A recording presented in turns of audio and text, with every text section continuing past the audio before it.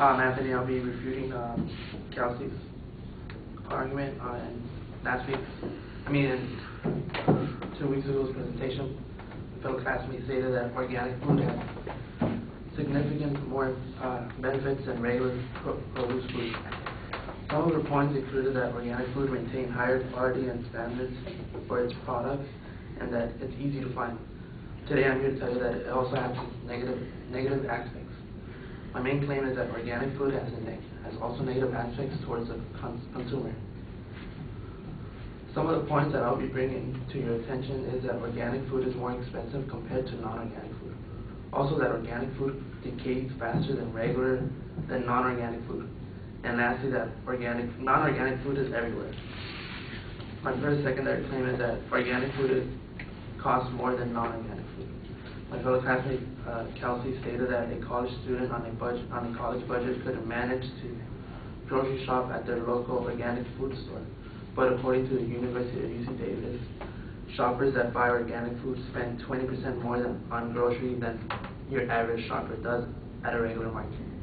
At Albertsons, a 70-ounce box of cereal, non-organic, costs $2.39, while a box of organic cereal with the same amount in it costs $4.59. That's $2.20 That's a $2.20 difference. Experts say that eventually the price will go down if demand increases, but eventually still not here. My secondary claim is that organic food decays faster than regular food. According to Puzzle.com, because organic food has no preservatives added to it, organic food decays earlier than non-organic food.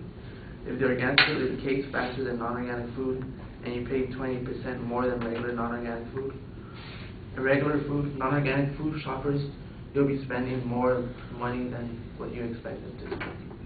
My third secondary claim is that non-organic food is everywhere.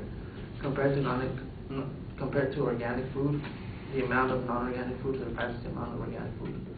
According to the New York Times, local farmers are not going to change to organic food farming.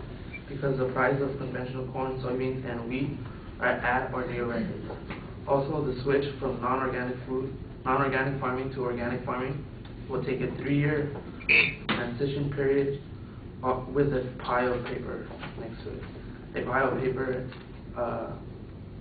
and a 3-year transition period farmers are not willing to take. In conclusion, organic food has its negative aspects towards consumers.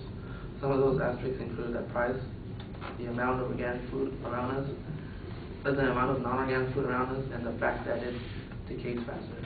I hope these points brought to you today will help you make a wise choice next time you're at the grocery store. Thank you.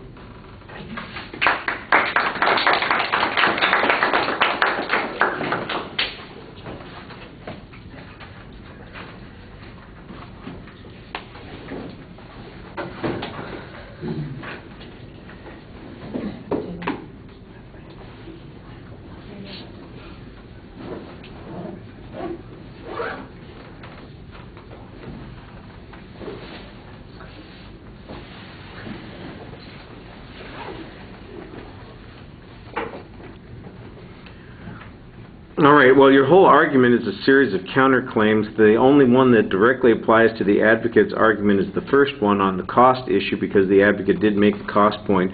So you lay out the advocate's secondary points, but then it really just becomes your own speech and its own structure. The last point that you're talking about is basically a workability argument, which is applicable in a policy claim, but not really applicable in a claim of fact, which talks about whether or not a benefit exists in this particular circumstance. I like the I like the explanation of the cost issue that you had on the first point, and you had some good data on that particular point. Also, the tie-in to the issue of decay was also applicable to the cost issue, and I thought you explained that adequately. You need to look up a little bit. You're doing way too much reading. Stop, trying to get all the technical stuff right. Look up and talk to human beings a little bit and tell us, look, here's what they're saying. Here's why it doesn't work. Here's why, in the long run, you're better off doing this other sort of thing. All right. Thank you.